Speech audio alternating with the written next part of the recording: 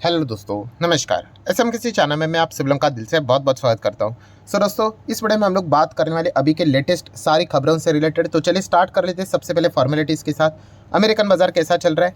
तो 100 पॉइंट की गिरावट फिलहाल तो देखने को मिल रही है। ठीक है, कोई बड़ी बात नहीं है। 0.33% ही डाउन है। नैस्डैक की बात करें, हरे निशान में चल रहा है, वो भी बिल्कुल बॉर्डर पे है। मतलब कोई ज़्यादा प्लस नहीं, कोई ज़्यादा माइनस नहीं। एडीआर की अगर हम लोग बात करें तो आप देख सकते हैं आईसीआईसीआई बैंक ठीक ही चल रहा है। इन्फोसिस 1.5% डाउन, एचडीएफसी बैंक 0.5% के आसपास down, Wipro 0.73% down and doctor Reddy's की बात करें बिल्कुल न्यूट्रल यहाँ पे चल रहा है। नेक्स्ट अगर हम लोग यहाँ पे बात करेंगे दोस्तों, तो रेमंड लिमिटेड से रिलेटेड, तो रेमंड अभी देखा गया तो काफ़ी यहाँ पे हम लोग को चर्चे में रहते हुए देखने को मिल जाता है, just because of internal issue. अभी ये इंटरनल इशू मैनेजमेंट कैसे सॉर्ट आउट करता है वो देखने वाली बात होगी। तो रिपोर्ट के जरिए अलग अलग खबरें सामने आते हुए देखने को मिलेगी। फिलहाल अभी रेमंड की अगर हम लोग बात करें, गौतम सिंघानिया एंड नवाज मोदी की अगर हम लोग बात करें, तो रियलिस्टिक सेटलमेंट की बातचीत यहाँ पे होती हुई देखने को यहाँ पे मिल रही है। सो रियलिस्टिक मतलब क्या है? तो बीच में उन्होंने सीधा उनकी नेटवर्क का 75% डिमांड यहाँ पे रखा था।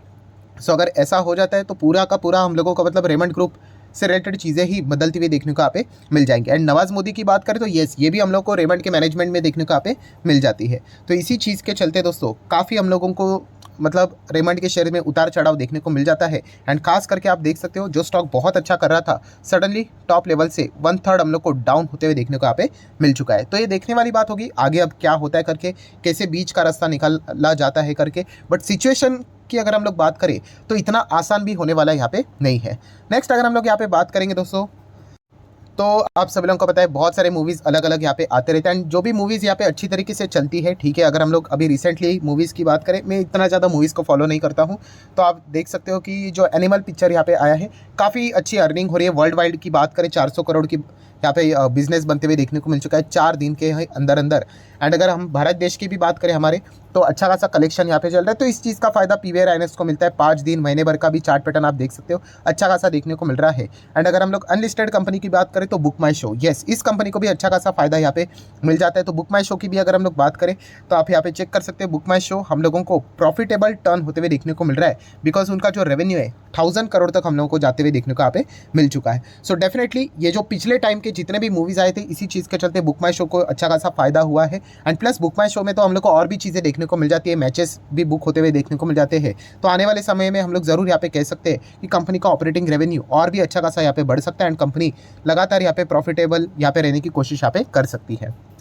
नेक्स्ट अगर हम लोग बात करेंगे भाई टीटीएमएल, में ऑलरेडी बहुत बार कवर कर चुका हूँ सर इनको, कि टीटीएमएल देखा गया। देखिए इसमें क्या प्रॉब्लम है, मैं आपको बता चुका हूँ। देखिए कंपनी का सेल्स देखिए, ठीक है, कंपनी का एक्सपेंस देखिए, कंपनी प्रॉफिट में ही रहती है, मार्जिन भी है कंपनी के पास, 40-50% का प्रॉफिट रहता है, बट नेट प्रॉफिट सीधा माइनस में। क्यों? अरे कंपनी ने इतना कर्जा लेके रखा हुआ है कि पूरा पैसा उनका इंटरेस्ट पे करने में ही चला जाता है। तो कंपनी का प्रॉफिट कितना है, ये देखिए 400-500 करोड़ के आसपास, ठीक है, और लोन के ऊपर इंटरेस्ट देखिए 1500 करोड़, तो कंपनी सीधा 1100 करोड़ के घाटे में चली जाती है। सो कंपनी को अगर कम बैक करना है तो इनको अपने लोन से रिलेटेड कुछ ना कुछ तो चीज़ें यहाँ पे सॉर्ट आउट करनी पड़ेगी, ठीक है। अपने लोन को पे करने के लिए इक्विटी यहाँ पे दे दो करके, बट यूजुअली टाटा ग्रुप इतना आसानी से इक्विटी देता नहीं। बीच में खबर आई थी कि 42 रुपये के आसपास अपने इक्विटी देंगे करके, और जैसे ही खबर आई थी तो स्टॉक हम लोगों को एकदम टॉप लेवल से धड़ाम करके क्रैश होते हुए देखने को यहाँ पे मिला था। तब से लेकर अभी तक वैसे ही सिचुएशन में हम लोग को चलते हुए देखने को मिल रहा है। सो जब तक ये लोन वाला सिचुएशन सॉर्ट आउट नहीं होता है, तब तक देखा गया तो टीटीएमएल के वो दिन बदलना थोड़ा मुश्किल यहाँ पे नजर यहाँ पे आ रहा है।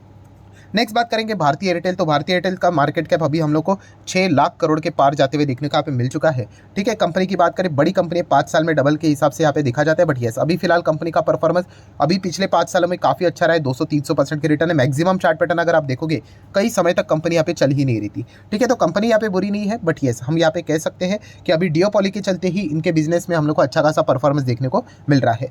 नेक्स्ट अगर हम लोग बात करेंगे दोस्तों, तो बायजूस अगर शेयर मार्केट में होता तो मज़ा ही आ जाता। बहुत सारी उतार तो बहुत ही कम, मतलब चढ़ाव तो कम रहता, उतार ही ज़्यादा यहाँ पे रहता। बहुत सारा कंट्रोवर्सी इसमें देखने को यहाँ पे मिल जाता है। एंड फिलहाल बायजूस को अभी पैसा यहाँ पे करना है बहुत सारे लोगों को, तो जो इनका कैश का क्राइसिस है उसको फिल करने के लिए शायद से जो आकाश का जो स्टेक है उसी की मदद ये यहाँ पे ले सकते हैं, ठीक है। बीसीसीआई को भी इनको यहाँ पे पैसा देना है, वो भी एनसीएलटी में जा चुके हैं। सो ज़रूर इनको ये सॉर्ट आउट यहाँ पे करना ही पड़ेगा।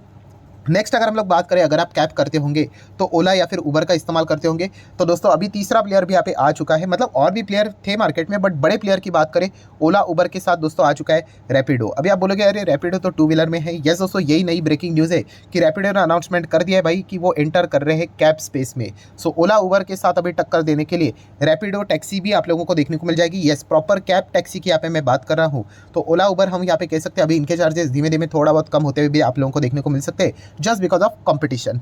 नेक्स्ट अगर हम लोग बात करेंगे फाइनेंस मिनिस्ट्री के चलते, तो आप सभी लोगों को पता है निर्मला सीतारमण जी, अभी संसद भी हम लोग को देखने को यहाँ पे मिल रहा है, तो अलग अलग चीज़ें सामने यहाँ पे सदन में रखी जाती है।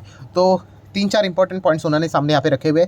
सबसे पहले एनपीएस से रिलेटेड काफ़ी हम लोग को चीज़ें देखने को मिली है कि बहुत सारी चीज़ें राइट ऑफ यहाँ पे की जाती है। जैसे कि बैंक की बात करें, 10.5 लाख करोड़ का जो लोन है वो हम लोग को राइट ऑफ होते हुए देखने को मिल चुका है बड़े लोगों का। एंड अगर हम लोग एनपीए रिकवरी की बात करें तो 7 से 7.25 लाख करोड़ के आसपास की रिकवरी भी हम लोग को देखने को यहाँ पे मिल चुकी है। बट अगर ये जो एनपीए, इतना बड़ा एनपीए कैसे यहाँ पे होता है, तो इसके पीछे का रीज़न निर्मला सीतारमण जी ने यहाँ पे कहा है कि फ़ोन बैंकिंग। यस, यूपीए के अंदर यहाँ पे जो फ़ोन बैंकिंग यहाँ पे हुई थी, यही सबसे बड़ा रीज़न है कि एनपीएस इतने ज़्यादा बढ़ चुके हैं। अगर हम हमारे मतलब उन्होंने कहा कि जो उनकी सरकार यहाँ पे देखने को मिल रही थी, उनमें तो बैंक्स यहाँ पे प्रॉफिटेबल ही देखने को यहाँ पे मिल रहे थे। सो यूपीए के अंडर अगर हम लोग बात करें, तभी लोन ऐसे दिए जाते थे कि मतलब जो जिसकी क्रेडिट वर्थिनेस भी नहीं थी, तो उनको भी लोन यहाँ पे बांटे जाते थे। लोन बैंकिंग के चलते ये बहुत ज़्यादा खामियाजा यहाँ पे भुगतना पड़ा है सरकारी बैंक्स की। अगर हम लोग हालत की बात करें तो ये मुद्दा उन्होंने सामने फिलहाल तो यहाँ पे रखा हुआ है। देन अगर हम निर्मला सीतारमण जी की अगर बात करें तो जीएसटी से रिलेटेड भी उन्होंने बात की है कि लगभग 24,000 करोड़ का टैक्स सरकार के पास यहाँ पे आना चाहिए था, जो कि चोरी हो चुका है, मतलब आया नहीं है। एंड इसी चीज़ के चलते हम कह सकते हैं लगभग 21,791 फेक एंटिटीज़ यहाँ पे डिटेक्ट होती हुई देखने को मिल चुकी है। सो ज़रूर इसके ऊपर वो कार्रवाई करने की यहाँ पे कोशिश करेंगे एंड 24 से 25,000 करोड़ का टैक्स कलेक्शन भी करने की कोशिश वो यहाँ पे करने वाले हैं। नेक्स्ट अगर हम लोग बात करेंगे दोस्तों तो ऑनलाइन गेमिंग। यस दोस्तों, ऑनलाइन गेमिंग जो फर्म है उनके ऊपर भी दोस्तों लगातार जीएसटी से रिलेटेड शोकास नोटिस इशू हो यहाँ पे हो रहे हैं। और एक और ज़बरदस्त झटका उनको लग चुका है, 1.12 लाख करोड़ का शोकास नोटिस हम लोग को इश्यूज़ होते हुए देखने को यहाँ पे मिल चुके हैं। सो डेफिनेटली ये बहुत ज़्यादा हम लोगों को अभी ये जो गेमिंग वाला जो मामला है वो बहुत ही ज़्यादा अभी हम लोग को मतलब पेचीदा होते हुए देखने को यहाँ पे मिल रहा है। ठीक है, उसके ऊपर उन्होंने आवाज़ भी उठाई थी, बट स्टिल फाइनेंस मिनिस्टर ने तो यही कहा था कि ये उनके डिपार्टमेंट के तो अंडर आता नहीं है। जो इससे रिलेटेड यहाँ पे काम करते हैं वो जब तक इन चीज़ों को हाईलाइट नहीं करते हैं तो डायरेक्टली फाइनेंस मिनिस्ट्री भी इसमें यहाँ पे कुछ चीज़ें हैंडल कर नहीं सकती है। तो देख लेते हैं आगे क्या होता है करके। बाकी डेल्टा कॉप की बात करें, उनका तो मुद्दा हम लोग को सीधा कोर्ट में ही देखने को यहाँ पे मिल रहा है। Then doctor Reddy's, Sun pharma, Torrent pharma and Laurus lab, ये स्टॉक आप अपने रडार के ऊपर रख सकते हो। रीज़न साफ है, यूएसएफडी की बात करें, इंस्पेक्शन जारी है इनके जितने भी प्लांट्स हैं उनमें। ठीक है, तो यहाँ पे कुछ पॉसिबिलिटी बताई जा रही है, 1-2 प्लांट्स ऐसे हैं जहाँ पे कुछ आपत्ति है यहाँ पे पाई जा सकती है। ठीक है, तो जैसे ये खबरें आती है तो छोटा मोटा करेक्शन देखने को मिल जाता है, ट्रेडिंग वाली न्यूज़ यहाँ पे रहती है। नेक्स्ट अगर हम लोग बात करेंगे दोस्तों तो यस, एक ज़बरदस्त खबर फिलहाल तो रिपोर्ट के जरिए सामने आ रही है। ऑफिशियल खबर तो हम लोग को फेब में ही देखने को यहाँ पे मिल जाएगी। किस चीज़ के चलते? बजट। तो दोस्तों आप सभी लोगों को बताया अभी का जो बजट रहेगा ये आखिरी बजट, इंटरिम टाइप का बजट हम लोग को देखने को मिल जाते हैं। एंड फिलहाल बताया जा रहा है दोस्तों कि टैक्स पेयर को सरकार राहत देने की कोशिश करने वाली है। अभी टैक्स पेयर भी देखा गया तो बहुत सारे टैक्स पेयर होते हैं, तो सैलरीड क्लास के जो टैक्स पेयर है उनको राहत देने की बात यहाँ पे करने वाले हैं। सो अभी राहत मतलब क्या, कुछ ना कुछ टैक्स वो यहाँ पे कम कर सकते हैं। ठीक है, या फिर जो लोएस्ट लिमिट जो रहता है टैक्स का वो शायद से वो बढ़ा सकते हैं करके कि 2 से ढाई लाख के आसपास तक टैक्स नहीं लगता है, तो शायद से 3-3.5 लाख तक इन चीज़ों को वो एग्जेम्प्ट कर दे करके, या फिर 4 लाख तक भी एग्जेम्प्ट यहाँ पे कर दे। वो डिपेंड करता है कि क्या करेंगे करके। बट यस, रिपोर्ट के जरिए खबर यहाँ पे आ रही है कि इलेक्शन के पहले इस प्रकार की चीज़ें हम लोग को देखने को यहाँ पे मिल सकती है। होगा नहीं होगा वो तो हम लोग को बजट के वक्त ही यहाँ पे पता चल जाएगा। नेक्स्ट अगर हम लोग बात करेंगे एसएनपी, तो एसएनपी ने हमारा जो इंडिया का जो जीडीपी का जो परफॉर्मेंस है उसको यहाँ पे अपग्रेड किया है। आप यहाँ पे देख सकते हो हमारा फिलहाल 6.4 का जीडीपी है, आने वाले समय में 7% से हम लोग ग्रो करेंगे। एंड इसी चीज़ के चलते इंडियन इकोनॉमी ये 3rd लार्जेस्ट इकोनॉमी बनेगी by the end of 2030। Then अगर हम लोग बात करें दोस्तों तो हमारा कंपटीशन चाइना के साथ भी चलता रहता है। एंड मूडीज़ की बात करें, उन्होंने चाइना का जो आउटलुक है वो नेगेटिव यहाँ पे कर दिया है। ठीक है, क्रेडिट आउटलुक की अगर हम लोग यहाँ पे बात करें तो बहुत ज़्यादा दिक्कत देखने को मिले, लगातार वो कर्जे में यहाँ पे डूबते जा रहे हैं। तो इसी चीज़ के चलते चाइना में भी दिक्कतें देखने को मिल रही है। देन अगर हम लोग मामाअर्थ की बात करें, उसकी पेरेंट कंपनी होंसा कंज्यूमर, इसमें हम लोग को 4-4.5% की गिरावट इसीलिए देखने को मिली क्योंकि बहुत बड़ी बल्क डील, ब्लॉक डील होते हुए देखने को मिली, change in hand share change होते हुए देखने को मिले, और जो शेयर्स यहाँ पे एक्सचेंज हुए हैं वो 4% डिस्काउंट के ऊपर ही हुए। इसी चीज़ के चलते स्टॉक भी 4-4.5% गिरते हुए देखने को मिला है। बैंक ऑफ इंडिया की बात करें दोस्तों तो यहाँ पे हम लोग को फंड रेज करते हुए यहाँ पे 4.5 3-4 हज़ार का QIP हम लोग को लॉन्च होते हुए देखने को यहाँ पे मिल चुका है।